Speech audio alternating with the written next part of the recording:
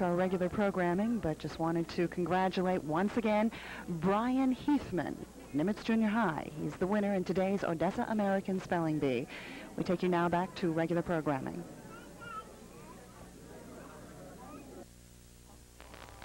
You've been watching live coverage of the Odessa American Spelling Bee.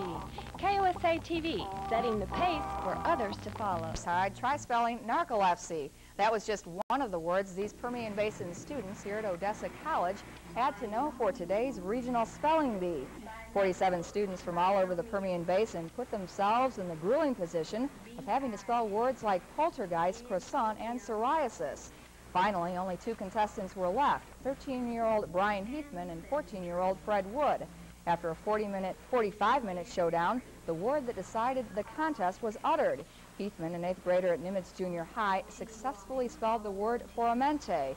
He'll now be going to Washington, D.C. at the end of May to compete in the 1986 Scripps Howard Spelling Bee. By the way, formente is spelled F-O-R-T-E-M-E-N-T-E and is a musical term which means to make louder. Well, this buzzing today, it was the site of the 1986 Regional Spelling Bee. Channel 7 brought you live coverage of the final hour of competition, and now News Center 7's Jan Carroll spells out just what was going through the minds of contestants. Tempora. T-E-M-P-O-R-A. Tempora. I'm sorry, that's incorrect. From anachronist to bourgeoisie, Wassel read as xerography, today's spellers said their brains felt like a bowl of alphabet soup.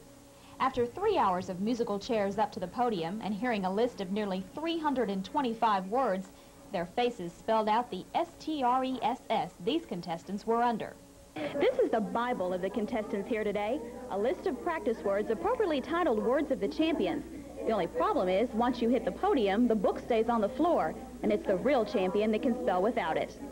As the number of spellers slowly dwindled, some were actually relieved that they wouldn't have to be so letter perfect in everything they said. Well, it made me study hard all day. For a week. A whole week. Then it was down to the final two, and after battling it out for several rounds, last year's winner won again, this time by correctly sounding out the musical term fortemente. Fortemente. F-O-R-T-E-M-E-N-T-E. That's correct. The champ was modest when I asked him if he felt he deserved to win. I guess, maybe. Because I studied hard for this. And that studying paid off. He's headed for the National Bee in Washington, where he hopes to spell out another clean victory. Jan Carroll, that's K-A-R-Y-L, News Center 7. Well, when we come back, we'll take... Mrs. Story, I'm sure you remember it well. Standing up in front of the other kids at the school spelling bee, feeling like you were going to pass out. And then a teacher's voice called out the word you were supposed to spell. And one of two things happened. Axiom. A-X-I-O-M. Axiom. M-A-L-E.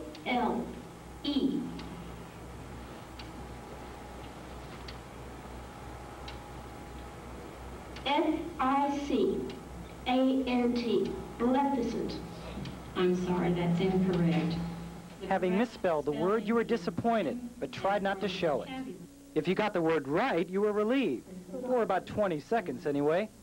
In either case, you learned something about sportsmanship. And how did you feel when you lost? I didn't feel that bad because, you know, I tried hard. And, yeah, it didn't really matter because at least I tried hard. I think I'll do good, and if I do lose, then I'll cheer for the ones that haven't. Yet there are many with good intentions. There can be only one winner. And the champion of this year's regional spelling bee is Brian Heathman, an 8th grader from Nimitz Elementary. While it's true only one young person came away with the title of Spelling Bee champion today, really all these kids are winners. After all, think of the courage it takes to